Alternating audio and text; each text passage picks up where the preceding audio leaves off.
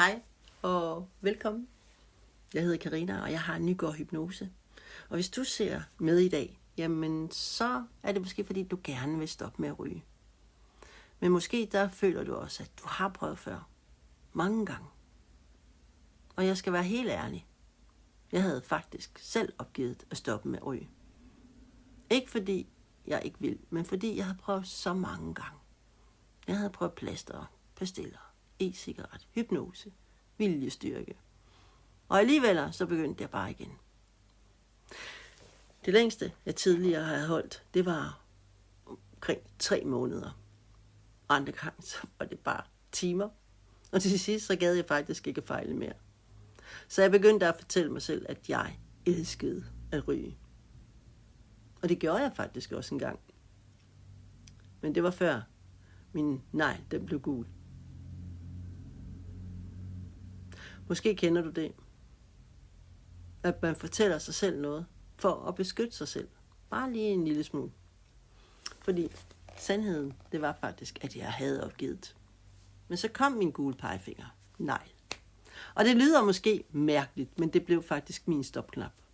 Det var ikke lugten, det var ikke hosten, det var ikke helbredet. Men det var den gule negl. For den blev symbol på noget større. At friheden, den stille og roligt, den blev taget fra mig. At cigaretterne bestemte mere, end jeg havde lyst til at indrømme. Men det ramte mig faktisk ret hårdt. Og ved du hvad? Jeg fortalte mig selv dengang. Du har en ryggrad som en regnorm. Den sætning, den er bandlyst i dag. For i dag, der ved jeg faktisk, at det måske ikke handlede om viljestyrke, men måske handlede det om, at jeg endnu ikke havde fundet den vej, der passede til mig. I dag, der er det 812 dage, jeg har været røgfri. Og ved du hvad, som der overrasker mig allermest, det er, at jeg tænker faktisk aldrig bare lige 1 cigaret. Fordi der er ingen kamp, der er ingen tvang, der er ingen distraktioner. Jamen, jeg er jo faktisk bare mig, der ikke ryger længere. Og det troede jeg ærligt talt aldrig, jeg skulle sige.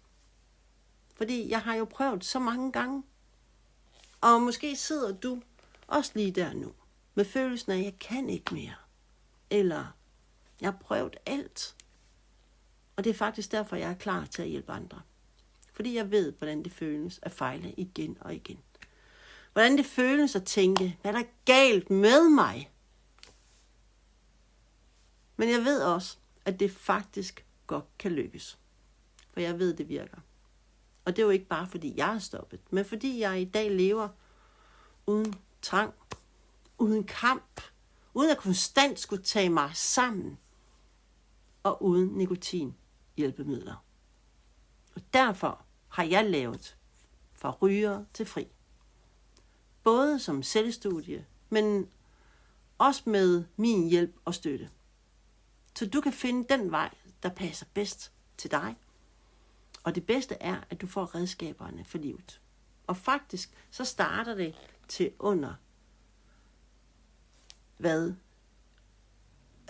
4 pakker, tror jeg det er. 4 pakker cigaretter koster i dag. Og måske er det ikke dig, der fejler. Måske har du bare prøvet den forkerte vej. Måske er det din tur nu. Pas godt på dig selv. Vi ses.